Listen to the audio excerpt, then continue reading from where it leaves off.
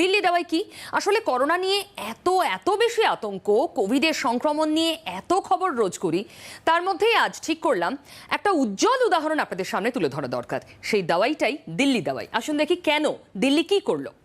Corona মোকাবিলায় model হতে চলেছে দিল্লি। দিল্লিতে 20শে জুলাই পর্যন্ত মোট সংক্রমণ আপনাদের জানিয়ে দিই 1,23,747। এবার দেখা যাক দিল্লি কোন প্যারামিটারে মডেল হতে পারে। আমরা কয়েকটা ডেট নিয়েছি দৈনিক সংক্রমণের জন্য। 26শে মার্চ দিল্লির সংক্রমণ ছিল 3,460। 20শে জুলাই সেটা নামিয়ে এনেছে ওরা দৈনিক সংক্রমণ একদিনে 954-তে। কিভাবে?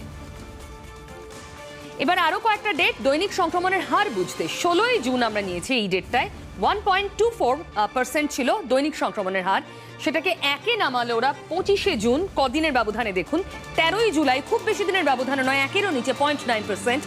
20শে জুলাই সেটা 0.80%। এবার পজিটিভিটি রেট দেখবো, মানে 100 জনের মধ্যে কতজন আক্রান্ত হচ্ছেন টেস্টের পর। 14ই জুন সেটা ছিল 31.66%, 8ই জুলাই সেটা 10.33%, 20শে জুলাই সেটা 7.27%। উল্লেখযোগ্য হারে হ্রাস পেয়েছে পজিটিভিটি হার। মৃত্যুর হার এবার দেখবো, দুটো ডেট নিয়েছে। 18ই জুন যেটা ছিল 6.59%, 20শে জুলাই সেটা 3.63%। দেখুন কতটা ফারাক করতে পেরেছে। প্রতি 10 লাখে দিল্লিতে টেস্ট হয়েছে 44,383, যেখানে গোটা দেশের প্যারামিটারে বা ক্যানভাসে যদি আমরা দেখি তাহলে 10 লাখে টেস্ট হয়েছে মাত্র 10,486। দিল্লি এখানেও একটা উদাহরণ তৈরি করেছে। এবার আসুন আমরা আলোচনায় আসি। আমার সঙ্গে রয়েছেন আজ বিশিষ্ট ডক্টররা। ডক্টর অরুণ সিং আমাদের সঙ্গে থাকবেন, যিনি চিকিৎসক গবেষক, একই সঙ্গে ডক্টর সুশান্ত বন্দ্যোপাধ্যায় রাজ্যের প্রাক্তন শিক্ষা স্বাস্থ্য অধিকর্তা, এবং ডক্টর প্রসূন ভট্টাচার্য যিনি হেমাটোলজিস্ট। আপনাদের প্রত্যেককে স্বাগত। সব থেকে উল্লেখযোগ্য কি জানেন, দিল্লি কেন দাওয়াই হতে পারে? দিল্লি লাগাতার শিরোনামে থেকেছে, আপনারাও পড়েছেন, নিউজ পেপারে টেলিভিশনে দেখেছেন, আমরা রোজ হেডলাইন করেছি দিল্লিতে সংক্রমণ হু হু করে বাড়ছে। তারপরেও কিন্তু দিল্লি লকডাউনে যায়নি একদিনের জন্য। তারপর 20শে জুলাই যদি আমরা লাস্ট ডেট ধরি দিল্লির এখন অবধি পাওয়া পরিসংখ্যানে, সেখানে দিল্লি উল্লেখযোগ্য হারে হ্রাস পেয়েছে সংক্রমণ, মৃত্যুর হার, সবকিছু। এটা কি করে সম্ভব? ডক্টর প্রসূন ভট্টাচার্য, আপনার ব্যাখ্যা কি?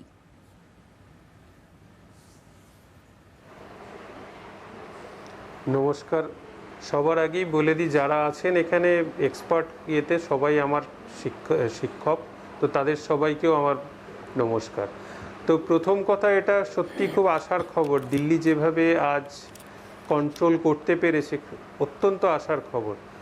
যখনই দেখবেন, যখনই কোনো এরকম অতিমারি হয়, তখন কিন্তু সেটাকে কন্ট্রোল করার পেছনে বেশ কয়েকটা কারণ থাকে। তার অন্যতম কারণ হচ্ছে হেলথ সিস্টেমটার, তার ইনফ্রাস্ট্রাকচার, তার রিসোর্স যেটা আছে, মোবিলাইজেশন।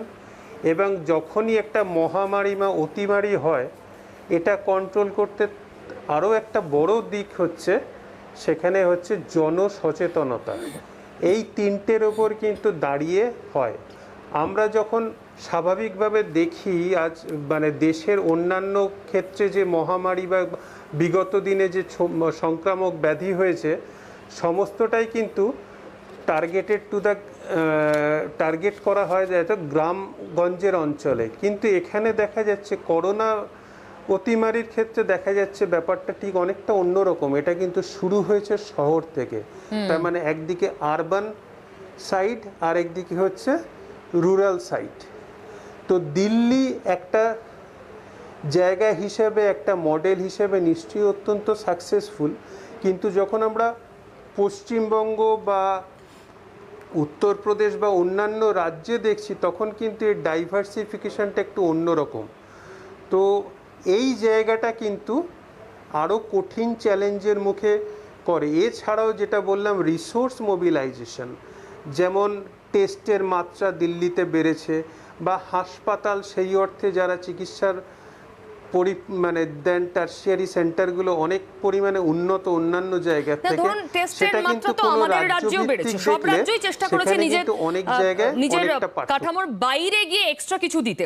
আমার তো এখানে ডক্টর অরুণ সিং আমাদের সঙ্গে রয়েছেন এই মুহূর্তে। আপনাকে স্বাগত অফবিট 24 অনুষ্ঠানে। ডক্টর সিং, আপনার কি মনে হয় দিল্লি তো ম্যাজিক কিছু করতে পারেনি, তার যা সেট পরিকাঠামো ইনফ্রাস্ট্রাকচার তাকেই কাজে লাগিয়েছে। দিল্লি কিভাবে পারলো একদিনও লকডাউনে না গিয়ে, মানে যখন ফুল লকডাউন উঠে গেল তারপর থেকে আলাদা করে দিল্লি কিন্তু কোনো লকডাউনে যায়নি।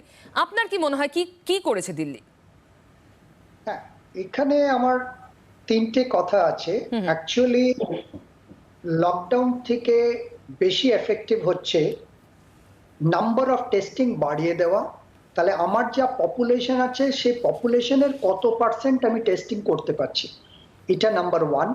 নাম্বার টু, স্টিগমাটাকে কমাতে হবে so that people are encouraged to come and testing. আমার ইনফেকশন হয়েছে, আমার সিমটমস আছে, but I am not going to the hospital because আমার একটা স্টিগমা লেগে যায়, আমার ঘরের বাইরে একটা নোটিশের মতন হয়ে যাচ্ছে যে এই ঘরে একজন কোভিড পজিটিভ আছে। That is the second thing. The third thing which we have to appreciate of Delhi is that there is a natural way in which the infection takes place. So there is something called peaking. অর্থাৎ আজকে যেটা কয়েকদিন আগে যে টেস্টটা বেরিয়েছে যে 23% of the entire population of Delhi, and this number is smaller because যে টেস্টে করা হয়েছে এলাইজা, অর্থাৎ 100 জনের মধ্যে 23 জন অলরেডি তারা ইমিউনিটি ডেভেলপ করেছে। একটা সার্টেন পার্সেন্টেজ অফ পপুলেশন যখন ইনফেক্টেড হয়ে যায় then it almost resorts to herd immunity. This is a lower percentage because through ELISA test we cannot catch hold of all immune persons. তার মানে আরো কিছু লোক ইমিউন আছে যাকে আমার টেস্ট দিয়ে ধরতে পারছি না। এই পিক পিরিয়ডটা যখন চলে যায় then and how do we understand that? If the number of patients seeking to the hospital falls down, এবং এটা সারা পৃথিবীতে হয়েছে, if the number of patients dying in a particular day comes down, পজিটিভিটিটা আমি অত importance দিচ্ছি না, কেন আপনার 18 দিন পরে ইউ গেট মানে অ্যাকচুয়াল যে রিফ্লেকশনটা হয় ইট টেক্স অ্যাবাউট 2 উইকস। অর্থাৎ আজকে যত লোক পজিটিভ আছে সিমটোম্যাটিক হতে গিয়ে তারপরে হাসপাতালে আসবে, লোড আসবে, there is a gap of period at least till 14 to 18 days. এই আমি ওটাকে, but patient coming to the hospital and patient getting treated. So Delhi was that instead of lockdown we focus on two things which is a learning. Number one, increase maximum number of testing, decrease the stigma. অর্থাৎ আপনার আজকে মনে হলো যে you should go and get yourself tested, you should be allowed to go and get tested and you should get the report within 12 hours যাতে আপনি জেনে যান, এবং যদি আপনি পজিটিভও আসেন তাহলে আপনাকে ম্যানেজ করতে হয়। এটা হচ্ছে যে দুটো ইম্পর্টেন্ট লার্নিং।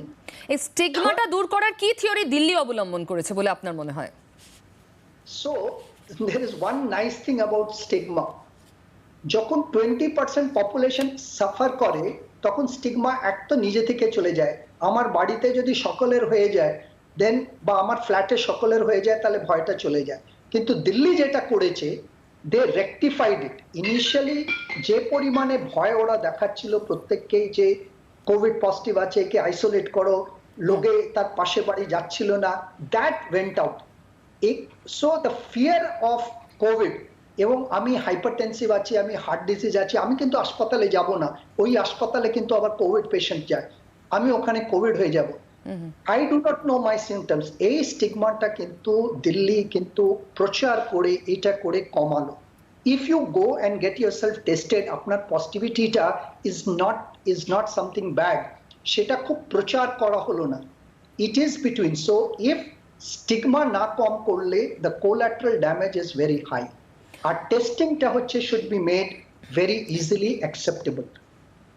যেখানে পপুলেশন ডেন্সিটি বেশি আছে যেমনি কলকাতা, সেখানে আমাকে কিন্তু population density wise testing centre বানাতে হবে। সাপোজিং নর্থ ক্যালকাটাতে বেশি লোক থাকছে, তাহলে I should have more, just like election booth, we should have more testing centres proportionate. Overall দেখে মনে হবে না যে আমরা সাউথ ক্যালকাটাতে হয়তো কম ডেন্সিটি আছে, you can do it lesser. So depending upon the population density, we will have more testing center. And if you are tested positive, then home quarantine is the answer so that the load to the hospital is not there. You should be mapped to a hospital. আমি যদি north ক্যালকাটার আছি, আমার হাসপাতালটা হচ্ছে ধরুন Sagar Dutta medical college, then Sagar Dutta should monitor যে কোন সময় আমার হাসপাতালে যাওয়ার দরকার আছে। That can be done through oxygen saturation etcetera. অর্থাৎ হ্যাঁ, কিন্তু হাই ডেনসিটি পপুলেশনের কোনো সিটিতে এটা কতটা ফিজিবল, মানে কত নর্থ কলকাতার প্রত্যেকটা পরিবারকে মনিটর করা সাগর দত্ত ধরুন ফর এক্সাম্পল, এটা কতটা সম্ভব সাগর দত্তের পক্ষে? খুব ভালো প্রশ্ন করেছেন। এখানে আপনাকে লোকাল লোকের হেল্প নিতে হবে। তারা হচ্ছে লোকাল বুথের মতন আপনাকে বলে দেবে যে এখানে এই পপুলেশন রয়েছে। আপনাকে শুধু একটাই কাজ করতে হবে, যে যারা মনে করছে টেস্টিং করাবে তাদের হচ্ছে যে যেন লোকালি তাদের খুব বেশি ট্রাভেল না করতে হয়, they can get themselves tested. Point number 1। Delhi কিভাবে করলো, তারা প্রাইভেট ইনস্টিটিউটকে অ্যালাউ করে দিল। প্রথমে ওরা করছিল না, তারপরে যেই প্রাইভেট সেন্টার্সকে অ্যালাউ করলো খানিকটা লোড কমে গেল, তারপরে নাম্বার অফ সেন্টার্স বাড়ালো, তারপর র্যাপিড টেস্ট নিয়ে আসলো। দ্য ভেরিয়াস অ্যাপ্রোচেস, কিন্তু মধ্য কথা সেকেন্ড থিং, যদি আমার পপুলেশন ম্যাপড হয়ে যায়, যতই কম আমার রিসোর্সেস হয়, সেই লোকটা পিজি হাসপাতাল কেন আসবে? তাকে আমার লোকাল একটা জায়গাতে মনিটর করতে হবে। তোমার এখন জাস্ট অক্সিজেন দিলে হয়ে যাচ্ছে, you don't require an ICU bed, somebody has to মানে monitor এটা তো it. খুব এক্সটেন্সিভ আর খুব ইন্টেন্স মনিটরিং, মানে সেটা দিল্লি কিভাবে করলো এটাও একটা বিষয়। মানে পরিকাঠামো কি সেরকমই ছিল দিল্লিতে?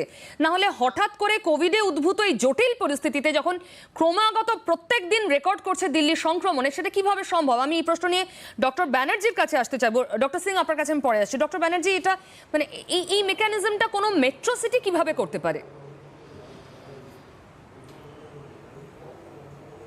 না দেখুন, আমার অবজারভেশন যেটা আমি বলি সেটা হচ্ছে যে আমরা যেটা দেখলাম এই গত 4 মাসে, প্রথম দিকে দিল্লির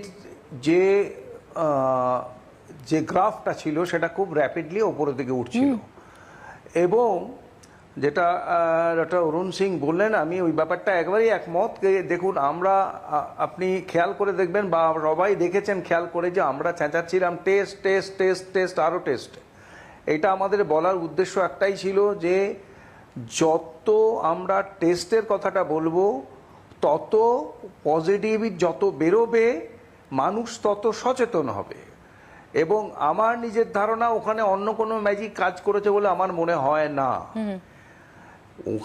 ওখানকার আমি যা খবর দেখেছি, শুনেছি, পড়েছি, যে তাতে দিল্লি সরকার কেন্দ্রীয় সরকারের সঙ্গে বসে আলোচনা করেছেন এবং তারা দিল্লি সরকারের কাছ থেকে সমস্ত রকম সহযোগিতা নিয়েছেন। সমস্ত রকম সহযোগিতা নিয়ে তারা হুড়ুর করে টেস্ট করার জন্য যে centres of tests, laboratory test, সেগুলো কিন্তু ওরা অনেক বাড়িয়ে দিয়েছেন। এবং না, তার অনেক মানে ওই যে বাড়ানোর ফলে ম্যাপিং কি বা হয়েছে, প্ল্যানিং সেটা অনেক অ্যাকিউরেট হয়েছে দিল্লিতে। অ্যাবসলিউটলি।